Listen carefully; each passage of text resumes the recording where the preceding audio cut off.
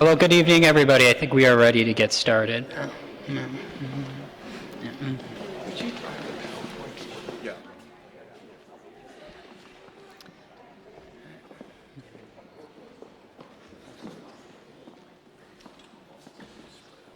And for those of you who do not know me, my name is Daniel Burke, and I'm an attorney at the Department of Public Service, and I will be representing the department in this case, which involves a proposed transfer of all the assets that are currently owned by Burlington Telecom to a company known as Champlain Broadband LLC, which is a new company.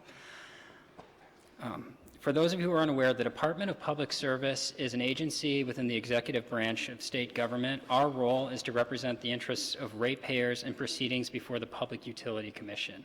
The Public Utility Commission is a separate agency, and in regulated proceedings, they act like the judge. In the Department of Public Service, we act like attorneys and advocates on behalf of ratepayers.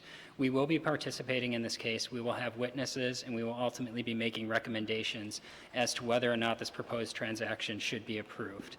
Tonight, the purpose of this meeting is twofold. The first session, which is starting now, the information session, is for us at the Department of Public Service to answer any questions from members of the public that are procedural in nature, or any information about what we do, how we get involved in cases, or any information we can give you as members of the public and how you can have your voices heard or how you can participate in the proceedings before the Public Utility Commission.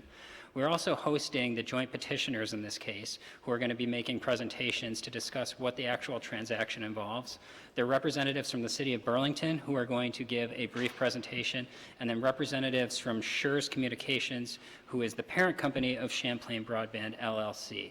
So you can use this opportunity to ask me, any of the other staff from the Department of Public Service. We have Carol Flint and Christine Peterson from our Consumer Affairs Division, Clay Purvis, who is our Director of Telecommunications, and Brian Preddy, who is in our Finance Division. We are more than willing to discuss any aspect of this transaction with you, and we are certainly available to help you walk through the process and procedures and proceedings before the Public Utility Commission. If you have any questions on the substance of the transaction, you should feel free to direct those directly to the petitioning parties. They're here today to answer those questions. And then finally, the second half of this meeting tonight will start at 7 when the members of the Public Utility Commission will be here. The role for that, or the purpose for that meeting, is for you to be able to voice your opinions directly to the Public Utility Commission members themselves, who ultimately will decide whether or not to approve this transaction. Your comments will not become part of the evidentiary record in the case, but they will help us at the department form our review of how we're going to review this case, and will help the Public Utility Commission members understand any issues that have not been raised through testimony that's already been filed. So thank you very much, everyone, for coming out. It is very helpful from us at the department to hear from all of you.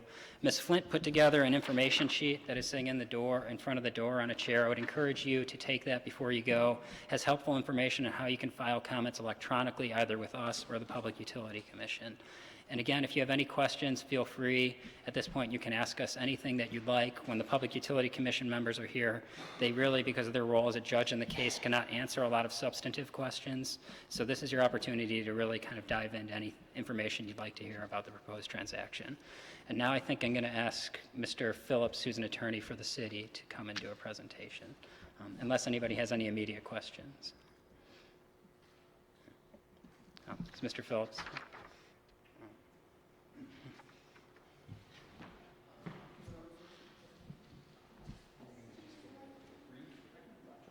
Yeah, if you want to just do the brief overview.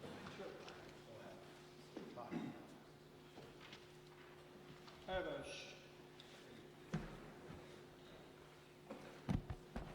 I have a short PowerPoint, so if it's okay, I'll sit right here with the microphone.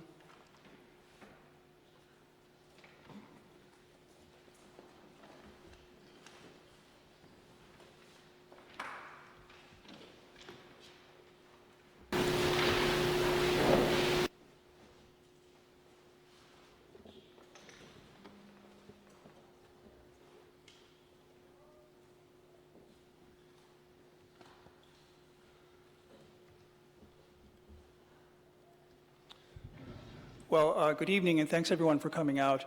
My name is Paul Phillips. I am outside regulatory counsel for the city of Burlington, doing business as Burlington Telecom in this proceeding. and I am joined by my law partner, Ralphino Rourke, and Eileen Blackwood, the city attorney, is here as well. We understand that David Provo, who is the former chair of BTAB, is parking his car as we speak and should be here momentarily. But in the meantime, I just have a short overview of the transaction for you. So the joint petitioners filed their petition with the Public Utility Commission on February 26, 2018. The commission assigned case number 18-0491-PET, and that's an important number because if you want to file any written comments with the commission, you need to reference that number. The joint petitioners are comprised of the sellers and the buyer. The sellers are the City of Burlington and Blue Water Holdings, LLC, and those two petitioners have been operating Burlington Telecom for the last several years. The buyer is Champlain Broadband, LLC, which is the Vermont subsidiary of Schurz Communications. As Dan Burke mentioned, the Department of Public Service is serving as public advocate in this case, representing the public. The full three-member Public Utility Commission is hearing the case, and they will be here later this evening at 7 o'clock. Just a summary of the joint petition. The petitioners have asked the PUC to approve the sale of Burlington Telecom's assets to Champlain Broadband, issue new certificates of public good to Champlain, designate Champlain as a Lifeline carrier under federal law, and I'll have a little bit more about that later on. We've asked them to revoke the existing CPGs, which is required when you're issuing new CPGs to a new owner. And then we've asked the commission to authorize the city to exercise its rights under the asset purchase agreement to purchase a membership interest in Champlain after the closing occurs. So just a quick review of the city's existing certificates of public good. And a certificate of public good is an authorization from the Public Utility Commission to operate a utility in the state of Vermont. It's a right that's given by statute. And so the city currently has two of these. One is a telecommunications CPG, number 783-C, which was issued back in 2003. The other is a CPG to operate a cable television system, and that was renewed in last year in docket number 8719, and that was issued jointly to the city and to Blue Water Holdings. As part of this transaction, the petitioners are asking for new CPGs, both in telecom and cable television, to be issued to Champlain. The city also has an existing federal Lifeline designation. This is a designation that's issued under federal law by the State Utility Commission.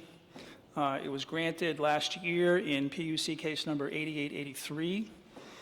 Lifeline is an FCC-supported program that provides discounts discounts for voice and broadband service for qualifying low-income customers. As part of this transaction, Champlain is asking the PUC to issue a new designation to Champlain for the same service.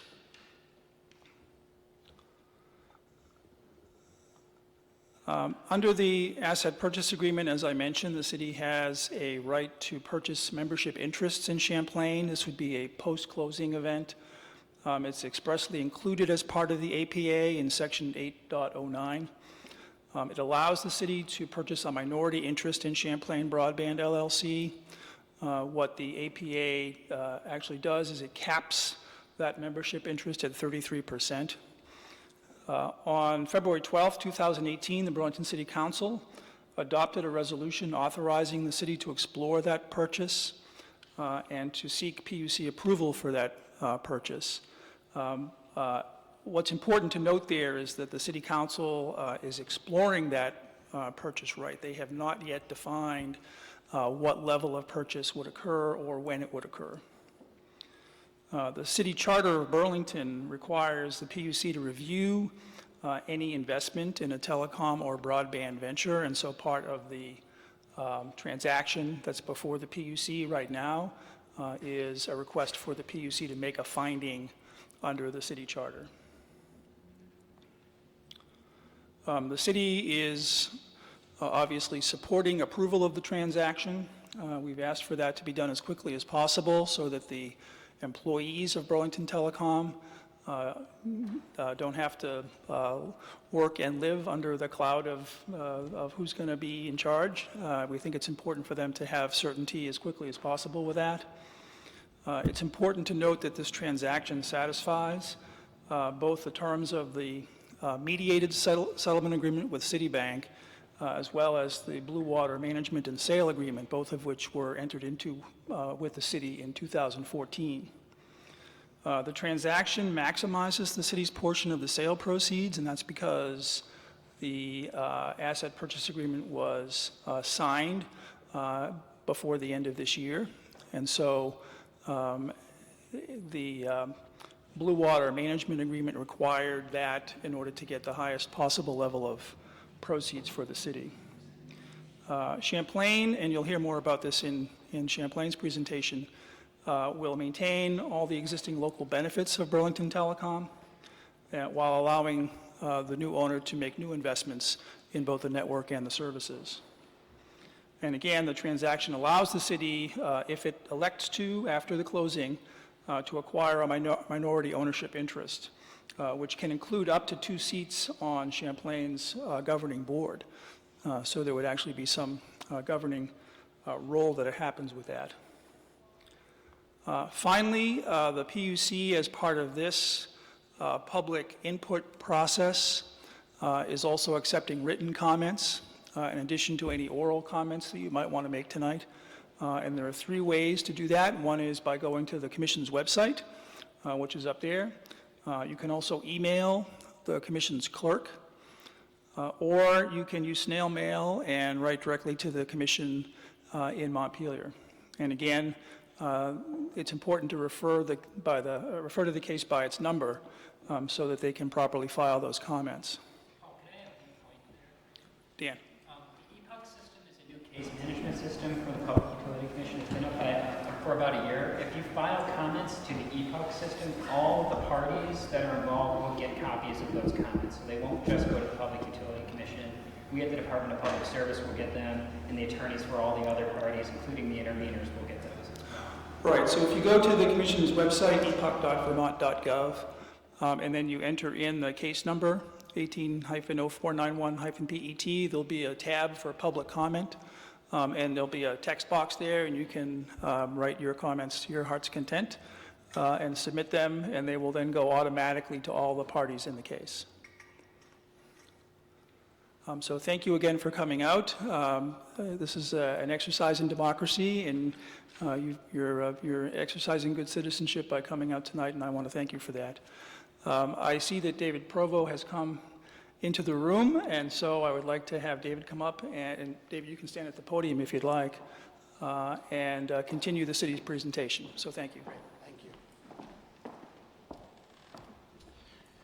So good evening, I'm David Provo. I'm the Executive Vice President of Finance and Administration at Middlebury College, and I'm currently the BTAB Chair and have been since the BTAB's inception.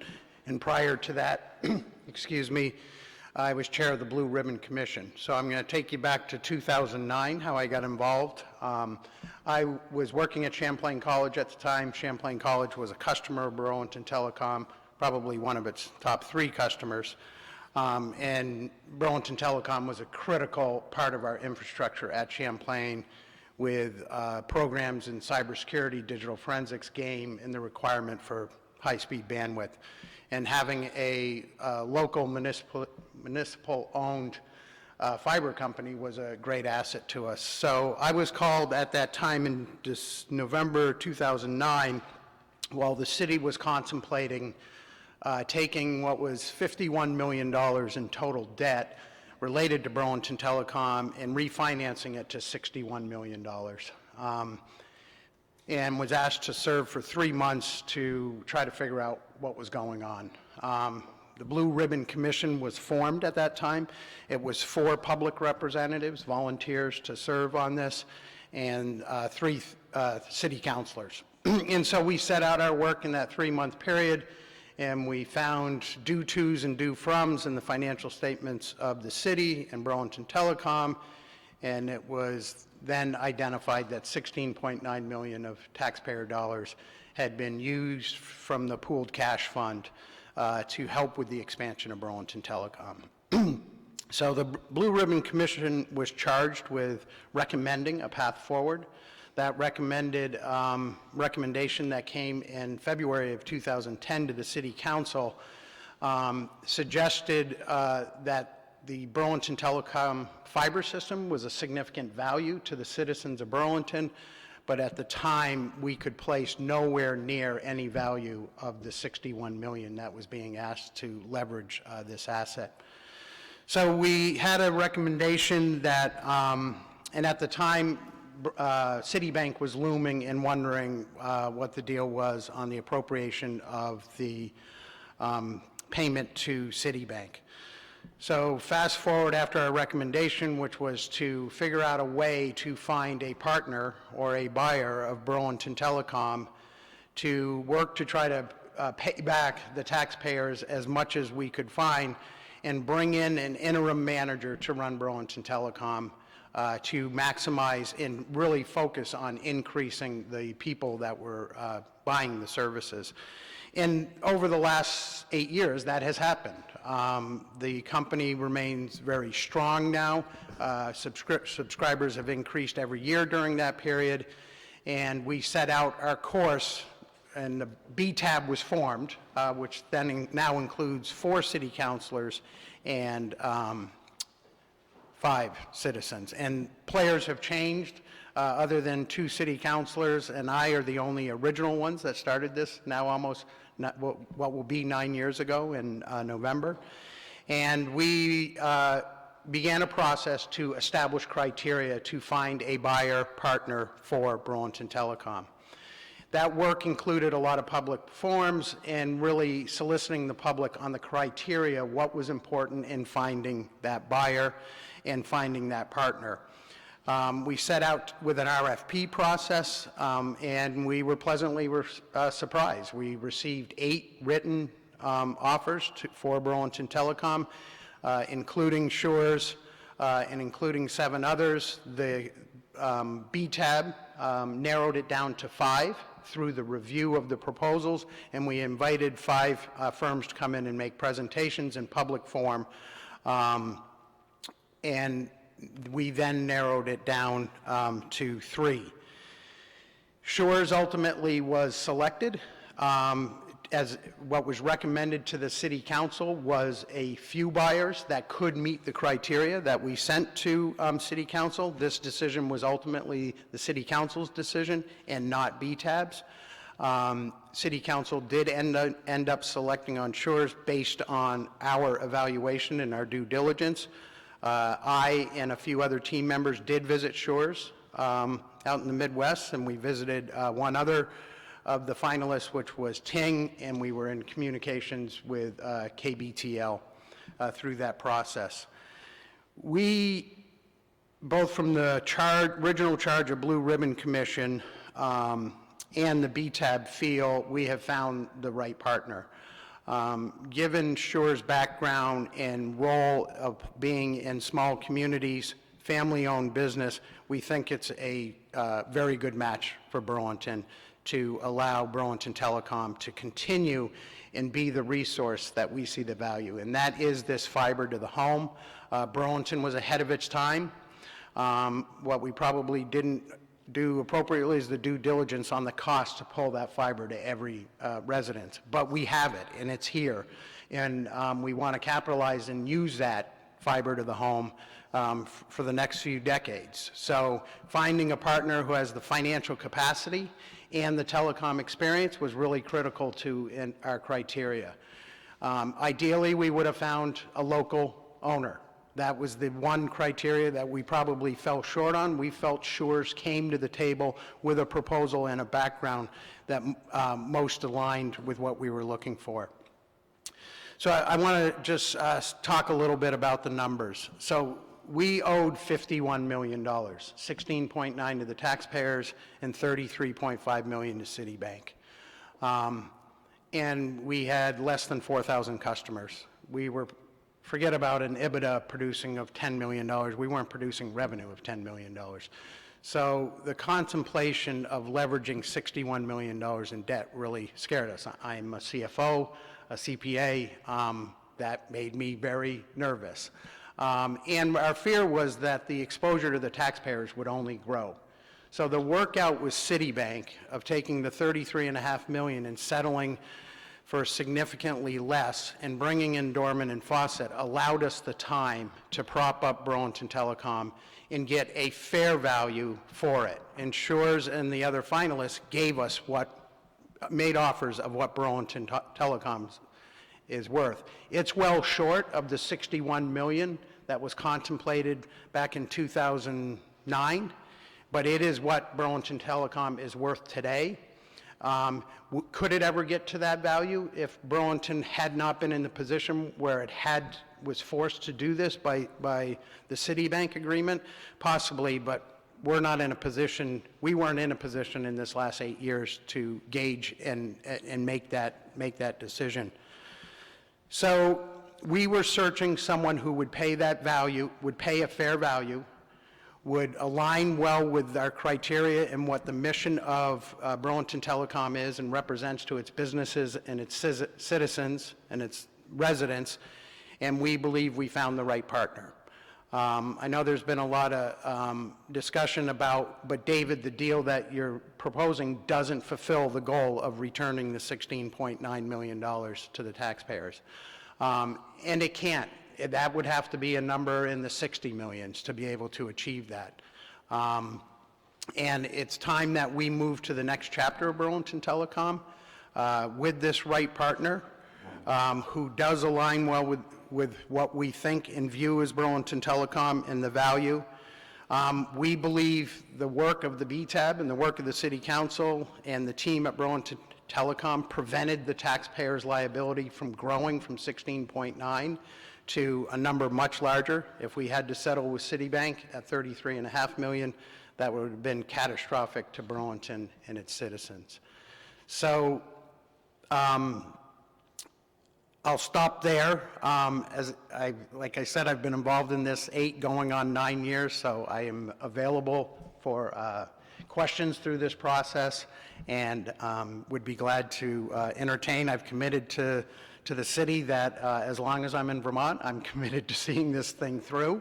And right now I'm in Vermont, just a little further south down in Addison County. Thanks.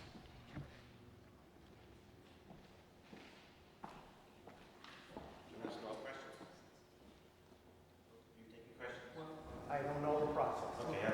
Why don't we let the Schurz Communications folks make their presentation and use the time we have left to answer questions. Does that work for you? Yeah. You got it? Can you guys try to make sure you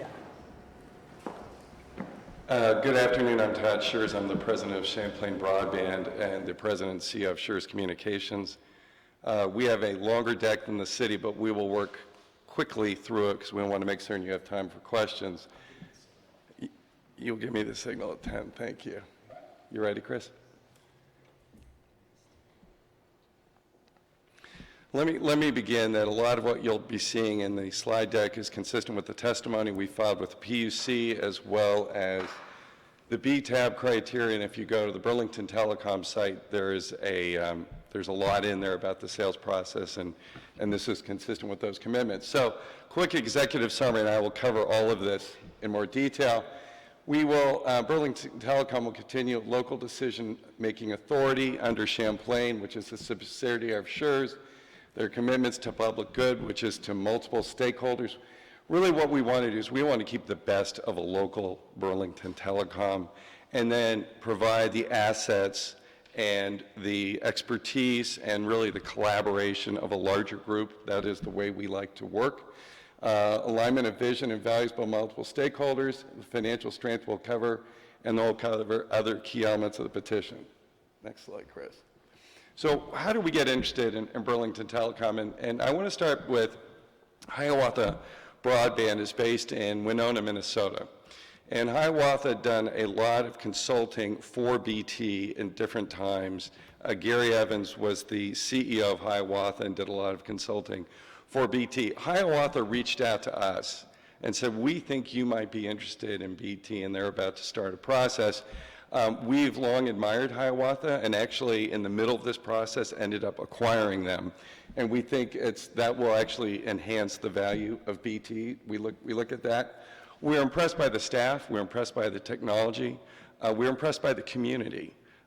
There's passion around Burlington Telecom, and we think that is a very good thing. We think the local brand name has tremendous goodwill, and so as we looked more into this, we liked it, and we think the public-private partnership with the city, we found that to be very attractive as well. And let me just focus on the last bullet point. We know that there's much that we can learn from Burlington Telecom. And so we're looking forward to that. We also think there are things that Burlington Telecom can learn from our other local operations. So we see this as mutually beneficial. Next one. So here are the commitments, and we've got a number of these slides. So we commit to operate Burlington Telecom as a turnkey business. We'll utilize and build upon the technology infrastructure and to provide high-quality cable television, telecommunications, internet services, as well as PUC access. We've made a commitment to all the employees that we want them to continue with the company, that we have made commitments to customer service in the area. We'll also provide affordable broadband internet access, including EduNet and Internet Essentials to decrease the digital divide. And then we're also asking for the permission to do the Lifeline services and also to do the community Wi-Fi hotspots. Next one. So let me specifically talk about the PUC access groups. It has been my honor last couple trips for me to meet with those stakeholders. We had great conversations. And these are the commitments that BT has made to those groups and the existing CPG, and we have basically said we will honor and continue all those commitments in our application. Next one. We also committed to 60 months of no rate increase for broadband service. That was a question that came up in the process, and we made that commitment, happy to do it. We're also looking to expand and launch more advanced services. I specifically mentioned the home Wi-Fi experience. What we find in all of our companies is there are more and more devices now attached to the internet. The national average is about 12 to 14. You can count in your own head what it is in your household.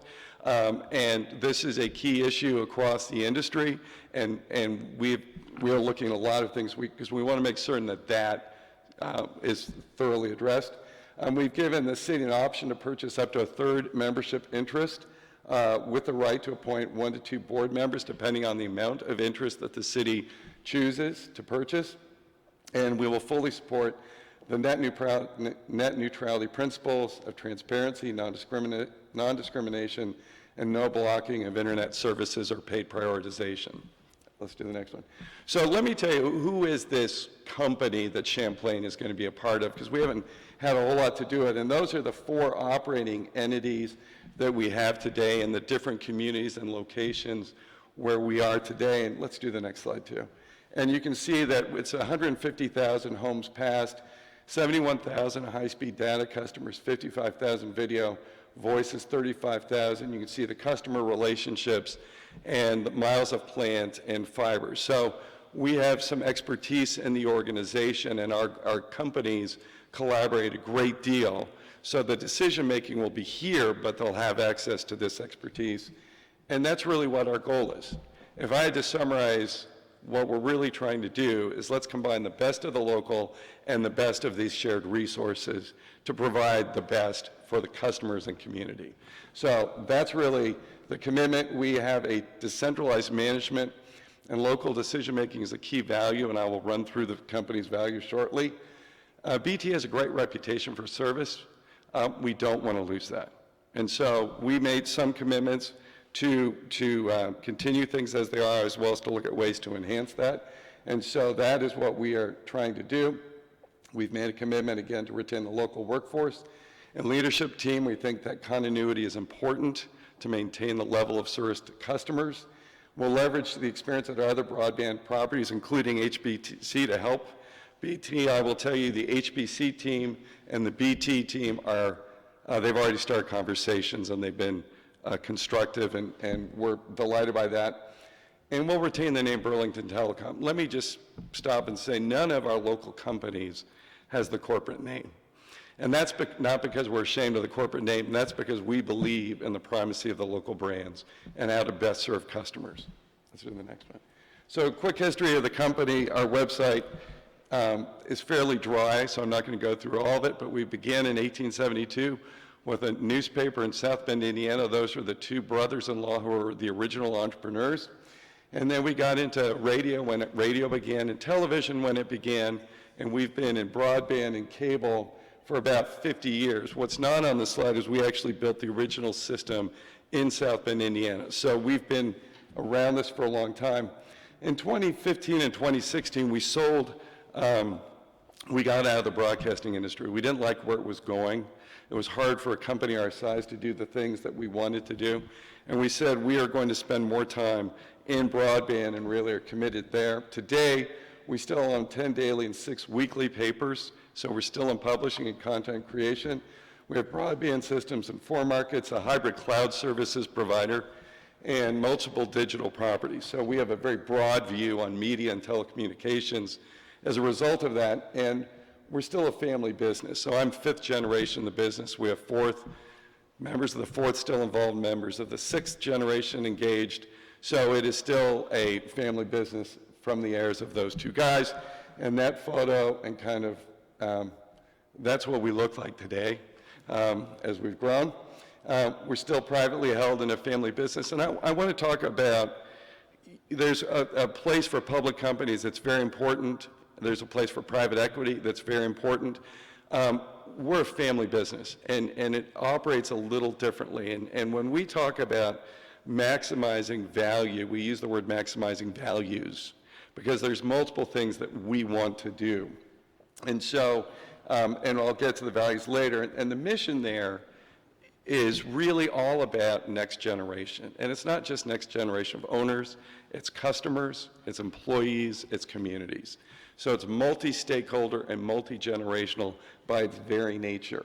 And we're patient capital with a long-term investment horizon. What does that mean for local management? It means that there's less pressure on a quarterly basis. I don't have to do earnings calls and things of that nature. And they also get more access to top leadership. So that's kind of how I would describe that.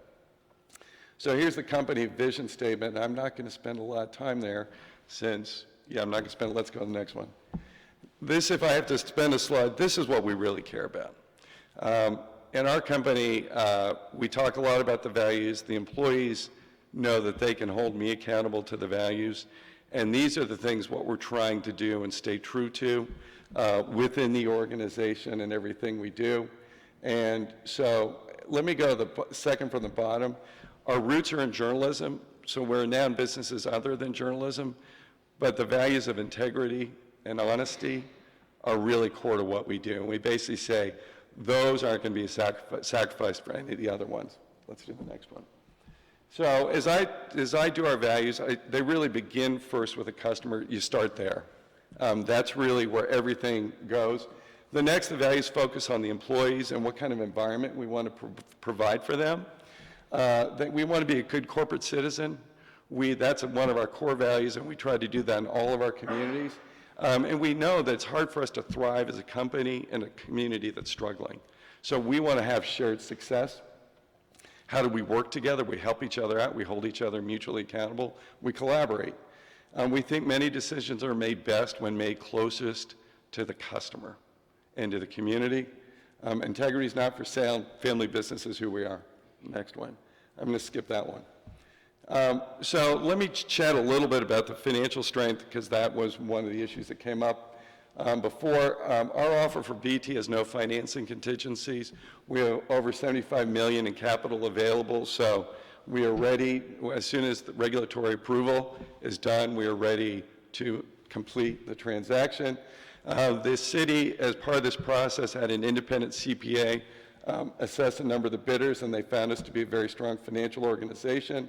We've provided a 3-year historical as well as an 11-year projection to the PUC, and we are in a sound financial position to fulfill all of the financial commitments that we've made. Next one. How are we doing on time?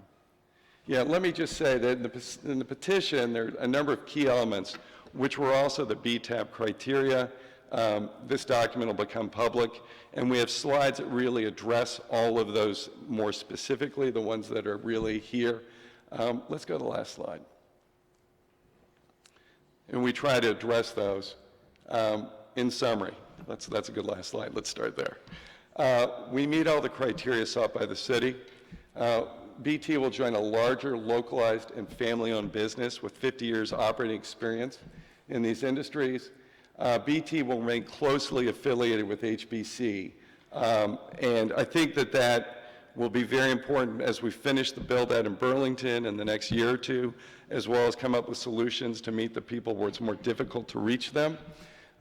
We are fully committed to net neutrality and support the local public access elements. Really, there was the original vision of BT. And as we got into this process, we liked that original vision very much. And so our goal is to finish that. The goal to finish the BT build in Burlington by 2019. It will be a locally based company with local employees and local decision making. And we have the financial resources to make certain that BT meets its commitments. I'm going to stop there and let that set, and we'll provide the deck in public.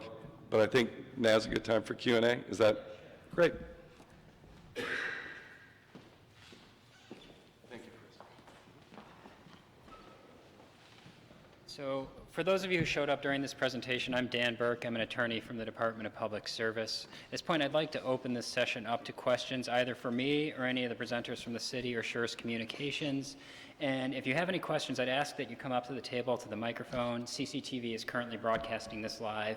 So if you're up here, anyone who's watching at home would be able to hear your question and responses we might have. So is there anybody who'd like to ask any questions? Feel free to come on up. And I'm going to ask if some of them, they can come up and answer us. Yeah, sure. And when you ask a question, can you please state your name just so everyone knows? I'm Steve Goodkind. I had a question for Dave Provost. Did he leave? Oh, there he is. You alluded to the pressure that we're under with the city to sell BT, and you talked about the recent sale process and the 7 or 8 bidders, but you didn't talk at all about where VTAB fit into the selection of Blue Water. And that's really why we're here. That's the pressure. I wonder if you sort of skipped that piece of the history. I wonder if you talk about that a little bit. Yeah, so upon the recommendation from the Blue Ribbon Commission to really, was 2 pieces: to 1, find a partner, and 2, bring in someone who could stabilize BT and manage it for some period of time while we did that search for the partner. As we came out of that process and the city started having conversations with Citibank, it was clear that we needed a interim solution to help finance and bridge the financing from the time of us settling with Citibank into where we are today, finding a partner in Schurz. So we had conversations with 2, maybe 3, through Dorman and Fawcett, who was the chosen group to help us navigate through this. BTAB reviewed those choices and what the deals would be. Blue Water was chosen at the time because it was believed to be the best deal compared to the other bridge financiers that we met with. So that was how the process, and City Council ultimately chose made that selection of Blue Water and that agreement. I won't press you, but there's so much more to it. Anybody else have any other questions that you want to ask during the session before the commission comes? Please feel free to come up. Are we supposed to sit here? You can stand at the podium and sit with chairs. This is fine. My name is Solveig Overby, and my question is actually to Todd Schurz. How are the ZRF investors involved in Champlain Broadband and Schurz Communications? Yeah, that's a good question. So Faisal Nassar, who is the principal of ZRF, he and I chatted. Schurz will be the only equity holder of BT plus whatever the city holds. What we've done with ZRF is we have a partnership on the community investments and the technology and the entrepreneurial ecosystem and those commitments and the job training. So that's really ZRF's position. But in terms of being an equity holder, they do not have any equity. They will not have any equity in BT. And I would just clarify that ZRF was one of the other potential bidders of the 8 that I mentioned earlier. Feel free to come back. One more question? Yes.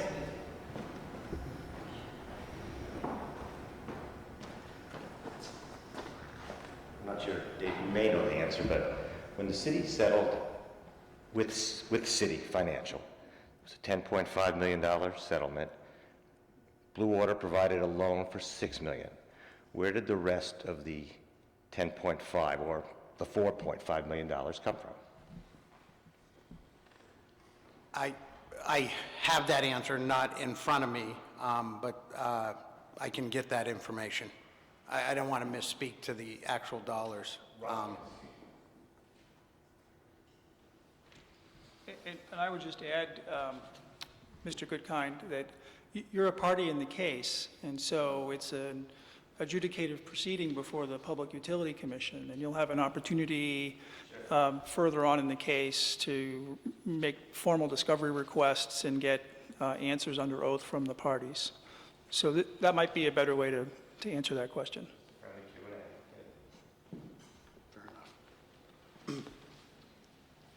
Anybody else have any questions for the department or the petitioners that are here this evening? All right, so the Slides be provided on the website? The slides used in presentations? are you all able to provide the slides? Sure. Well, thank you, everybody. The commission staff should be here within the next few minutes, and that will be an opportunity for anybody to make comments directly to them about their opinions on this proposed transaction. And one thing I did want to address with all of you before we go, I know there was, Mr. Phillips just mentioned party status in the case. If you would like to be participating in this case as a party, meaning that you would have the opportunity to present testimony, cross-examine witnesses, you will need to file a motion to intervene, and the deadline to file those is a week from today. Otherwise, the other option to participate has been discussed already. Feel free to file public comments. I would encourage you to learn to use the PUC system and file them into PUC so that everybody who's participating sees the comments. Also, if you want to follow what is going on in the case, you can sign up for the PUC system. You can track this case, so any legal filings that are made, you'll get an email when they're made, and you'll be able to download any of the filings. Anytime the commission issues an order, which they did today, you'll get an instant notification when that order is out, so you'll be able to follow the case in real time. If you have any questions about how to use the PUC system, you can feel free to contact me. My information is available on our website. Carol Flint is from our Consumer Affairs Division. She also has a lot of experience helping customers through all of our utility systems, including the PUC system. So Carol's a great resource if you have any questions, and do not hesitate to get in touch with me or other department staff. So again, thank you all for coming out tonight. It's helpful for us to hear from all of you. So I think the commission staff's here, so I'll let them know that we're done. Thank you. Appreciate it.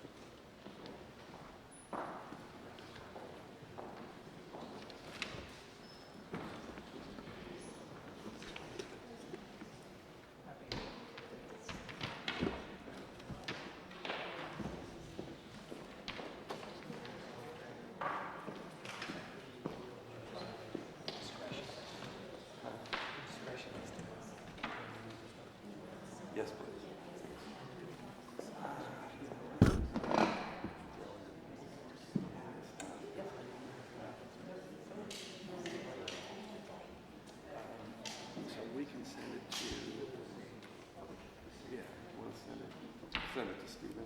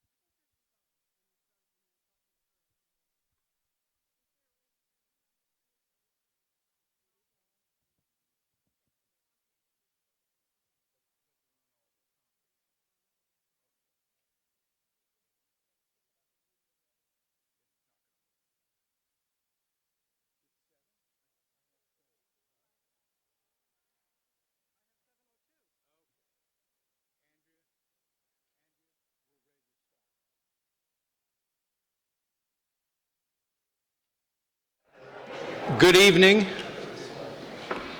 Welcome. This is a public hearing in case number 18-0491-PET, which is the Public Utility Commission's investigation into the petition of Champlain Broadband LLC, the City of Burlington doing business as Burlington, Telecom, and Blue Water Holdings LLC, for approval pursuant to 30 VSA sections 109, 231, and 504, and 47 USC section 214E and section 438C1 of the City of Burlington Charter of a transaction in which Champlain Broadband proposes to acquire Burlington Telecom's assets. And there'll be a test later if you can read back the title of this case. My name is Anthony Roisman, and I am chair of the Vermont Public Utility Commission. With me today are Commissioners Margaret Cheney on my right and Sarah Hoffman, as well as members of the Commission staff. There are also representatives of the joint petitioners here, as well as representatives from the Vermont Department of Public Service. They conducted an information session just prior to this public hearing and are available for questions. Late breaking news: this afternoon, the Commission granted the petition to intervene filed by Sandra Baird, Jared Carter, Dean Corin, Stephen Goodkind, Salve Overby, and Shay Toten. So they are now parties to this proceeding. Tonight's hearing is for the purpose of non-parties to raise issues that you would like the Commission to consider in the course of making its decision in this case. We want to make sure that any member of the public who has something to say has an opportunity to say it this evening. And these public comments do not become part of the formal evidence in this case, but they're helpful in raising new issues or perspectives that the Commission should consider. This hearing is being transcribed by a court reporter, and it will be available when we get the transcript on the electronic database maintained by the Commission called ePUC. It's the Commission's electronic case management system. We've passed out information to all of you that describes how you can participate in this proceeding by watching through ePUC every piece of paper that's filed by any party in the proceeding, copies of transcripts of this proceeding and of any hearings that are held in this case. If you wish to speak, please write your name on one of the sign-up sheets that's circulating around the room. This will assist the court reporter with the correct spelling of your name and to help make the process more orderly. Today's hearing is not the only opportunity to submit comments. You can provide written comments using ePUC or by mail or email to the Commission at our offices in Montpelier. The contact information is also provided on the handout available to you. Please reference the number of the case, 18-0491-PET. You need not repeat the full title of the case. In addition to submitting public comments, certain persons may wish to intervene in this case so that they may participate as formal parties. As I mentioned at the outset, a number of individuals working together as a group have petitioned to intervene, and their intervention has been approved.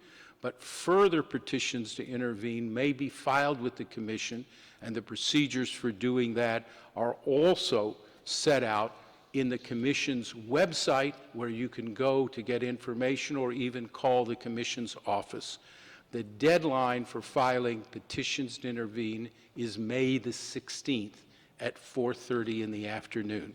And you can file that in paper, or if you prefer, and we do prefer, you can use the ePUC system to file electronically.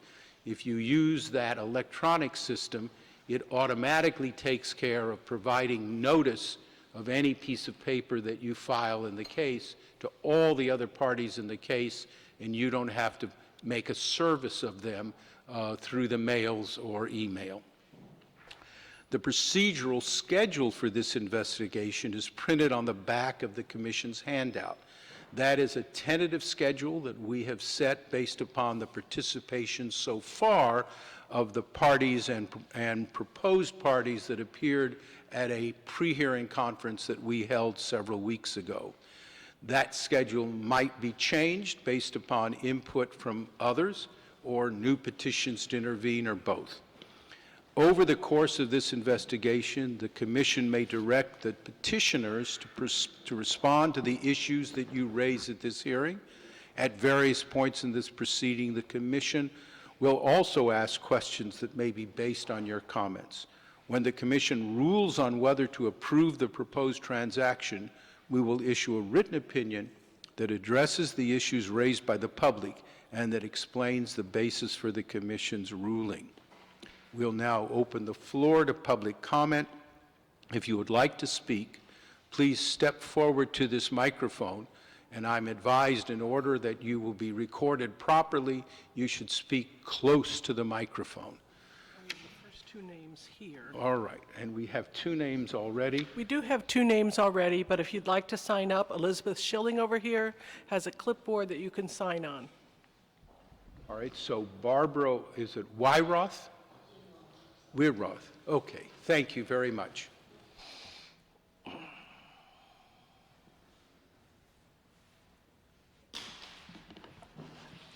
Burlington Telecom is really part of the wealth of this city. And to ignore that is to be a deficit to our city. We'll lose it. I have just moved about a week ago, and I had Burlington Telecom for a year. I was very happy with it, and I wanted it to stay that way.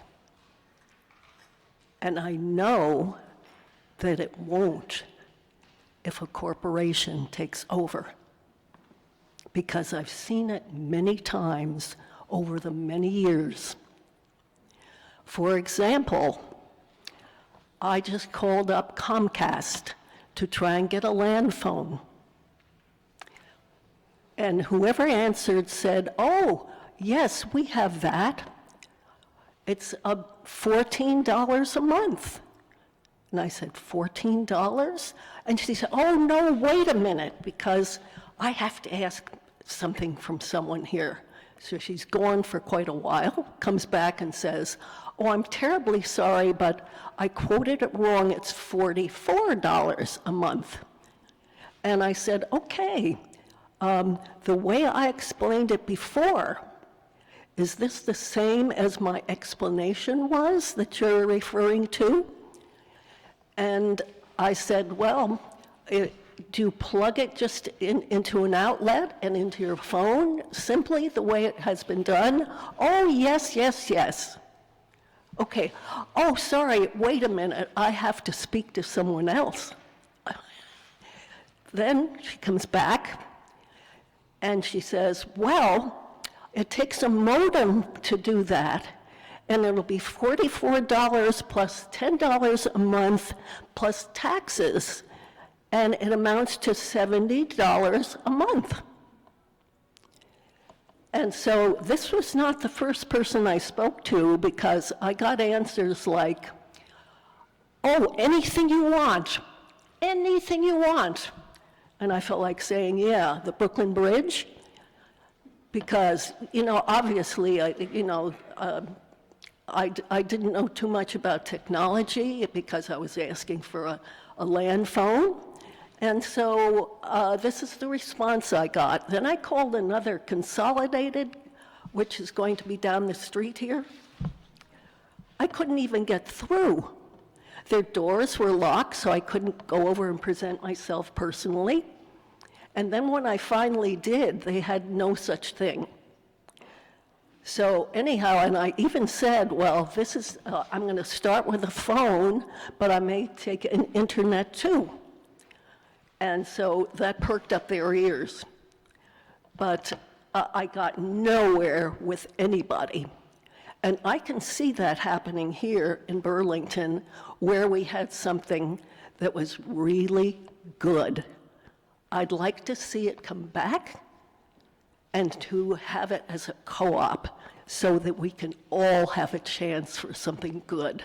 And the city will have some of their wealth back by that. Thank you very much. Thank you. Our next speaker is Stuart Warshaw.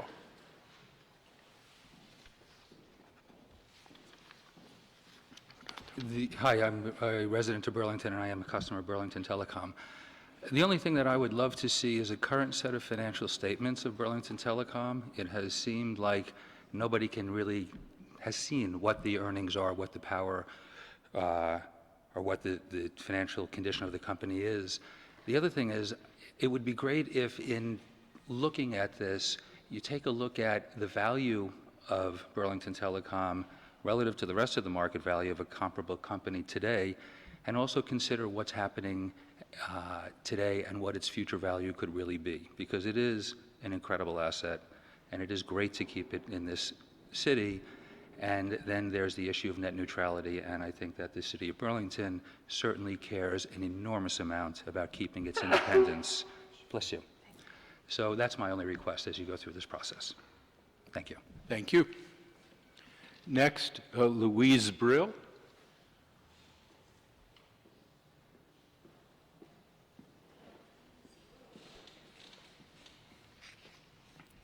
Good evening. Good evening. Can you hear me? Yeah. My name is Louise Brill. I'm a property owner in Burlington. I pay more than $8,000 a year in property taxes. And that $15 million figure, that needs to come back to the citizens of Burlington. I'm also a Burlington Telecom customer, highly satisfied. When you call them up with any complaint or anything that needs fixing, they have answers right away. They're easy to reach, and I've been quite impressed with them. I also am concerned about utilities becoming monopolized across the United States. That's happening everywhere. There are bigger and bigger companies, and we have a jewel right here in Burlington. We have a real jewel. We own our own telephone company, an internet company. And to let that go for a song is a shame. We need to keep Burlington Telecom local. Thank you very much. Thank you.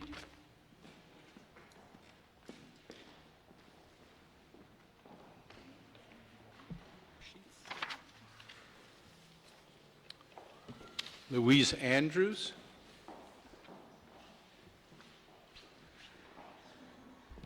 Hello. Hello. I'm a resident of Burlington and a Burlington Telecom customer.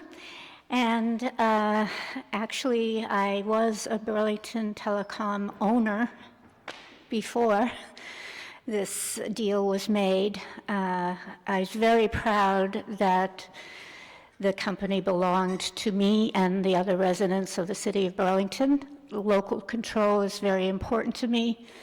I have the same pride in the Burlington community ownership of Burlington Telecom that I do with the co-op, Burlington Electric Department. Local control is really important, and I agree with the previous speaker in terms of being concerned of all the combining of companies. It concerned me a little bit with the presentation earlier, that while they say they're local, they like to work with local companies and keep the local names. Well, that's been the shell game for many years in terms of companies, having one name, big company, and then all these other small names you find out belong to the same monopoly. So I think I'm very upset that my ownership was given away. and I didn't have a say. Thank you. Do we have any other people who would like to speak?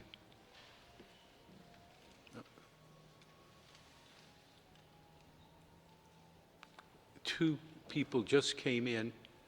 Would you just check and see if either of them want to speak?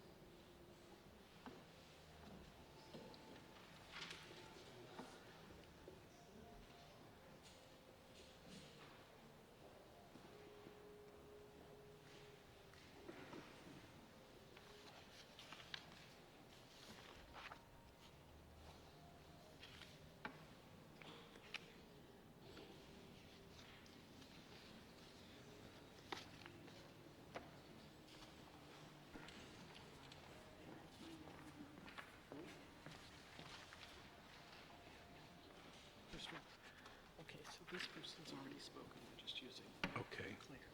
Claire Leonard?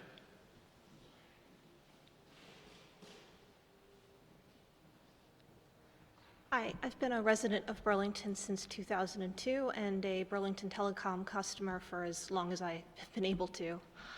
I just wanted to say that when I talk to friends and family members and people about the benefits of living in Burlington, I say, you know, the lake is beautiful, the mountains is beautiful, it's walkable, it's wonderful. But one of the top things I mention is how lucky we were, I suppose, to have a municipal telecom. And people, loved ones and friends and family from other places are astonished that we have or had a local broadband company and didn't have to deal with a duopoly or terrible customer service from a giant company. And I'm going to mourn that loss, and it really does feel like a fundamental loss, and I wish that there was something we could do to keep it local, to keep a municipal telecom, and if not, get real lasting assurances that principles like net neutrality will be preserved.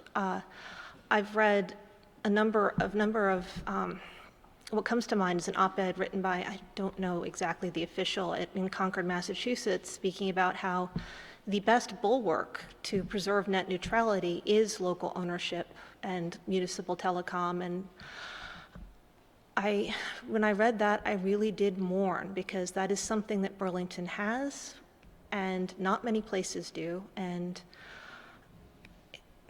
really is a fundamental benefit to living here. And I don't know if anything can be done to preserve Burlington Telecom as it is, and if there isn't anything that can be done, I would just love to see some assurance that the values of a municipal telecom are still held going forward in whatever form this takes. But I really am in mourning for the loss of a municipal telecom that has been wonderful, I think, to the citizens of Burlington. So, thanks. Thank you. And Joanna Rankin?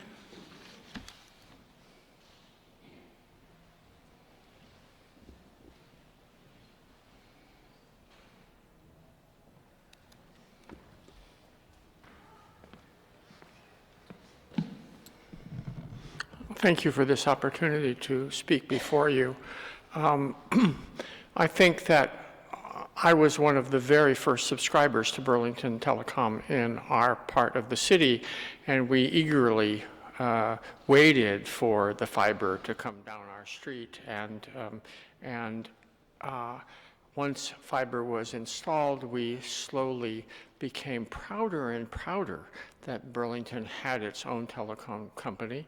We have an electric department. Why shouldn't we have local telecom services?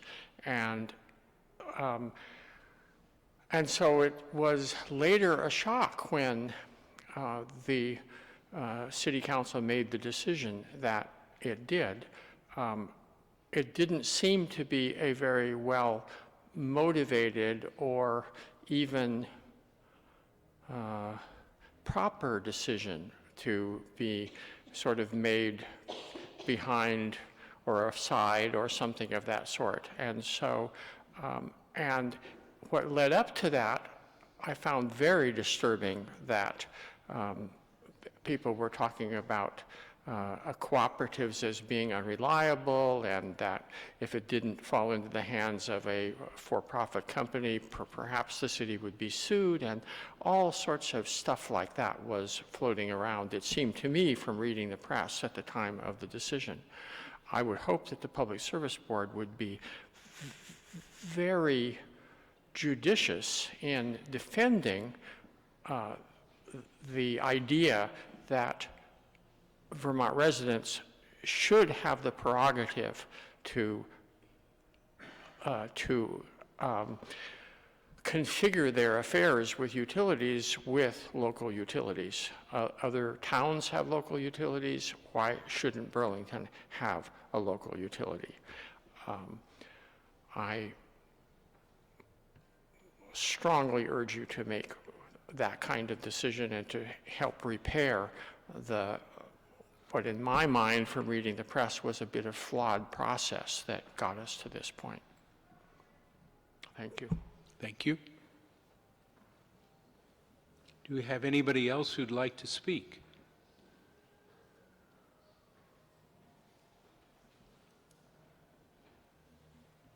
Thank you all very much for coming. Yes. And for the comments that you have made this evening. As I mentioned at the outset, the comments that you've made will be factored into the issues that the Commission explores. They will be addressed in any final decision that the Commission makes. We may pose questions to the petitioners in this proceeding to ask them to address the concerns that you've raised. We take the public's point of view very seriously. We put great emphasis on the first name of our organization, Public Utility Commission. And so we will take everything that you've said to us very much to heart. There will be a summary of your comments that will be posted on our website shortly that you can see and show to others. And as I mentioned at the outset, if you have additional comments, we are still welcome to provide those comments to us in writing, either by mail, email, or using the PUC system. Anything else? Anything else? Just a reminder that all of the details on how to do that are on that sheet that Andrea Papiti has over there. And Andrea, does that also have the remaining steps in this case? Yes, the schedule is on the back of that. Well, thank you again. We will have hearings in this case, as you will see on the schedule, and you're welcome to come to those hearings. Thank you. This public hearing is adjourned.